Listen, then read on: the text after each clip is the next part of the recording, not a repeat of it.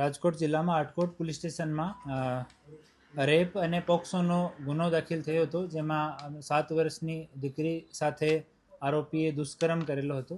આજે નામદાર કોર્ટ સમક્ષ આરોપીને રજૂ કરતા 5 દિવસની પોલીસ કસ્ટડી નામદાર કોર્ટે રજૂ કરી હતી.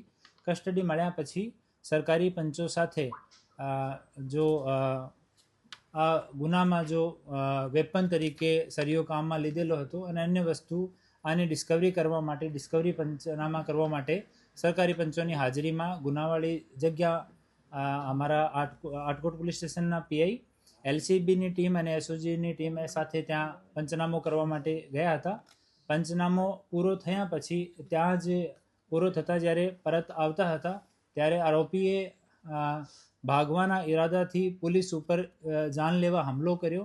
ત્યાંથી એક લોખંડનો ધારિયાથી અમારી પોલીસ ઉપર હુમલો કરવામાં આવ્યો અને અમારો એક police constable, police head constable જો એલસીબીમાં ફરજ બજાવે છે, ધર્મેશભાઈ બાવલિયા, એના ઉપર 2 વખત ધારિયાથી હુમલો કરવામાં આવ્યો, જેથી ધર્મેશના હાથ ઉપર અને ચેસ્ટ ઉપર ઈજા થઈ છે.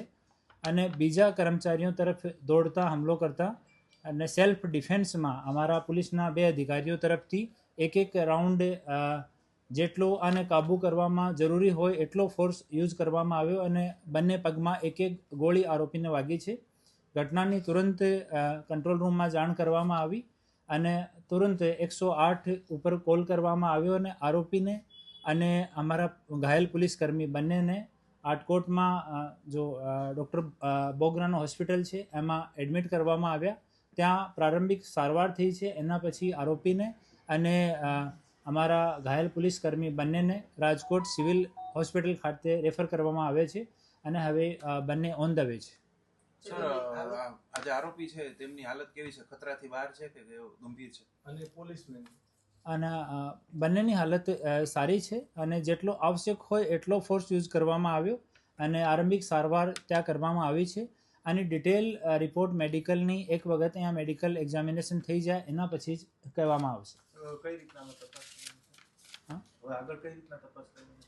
અમે એની પહેલા દિવસથી જ અમે તમામ ઇન્વેસ્ટિગેશન માટે ફોરેન્સિકના પુરાવા અને જેટલા સાક્ષી જેટલા છે આ તમામ વસ્તુને લઈને એકદમ પ્રોપર તરીકાથી તપાસ ઝડપથી જેટલી વહેલી થઈ શકે, જેટલી જલ્દી થઈ શકે એટલી જલ્દી તપાસ કરીને અમે ચાર્જશીટ કરવાના છે.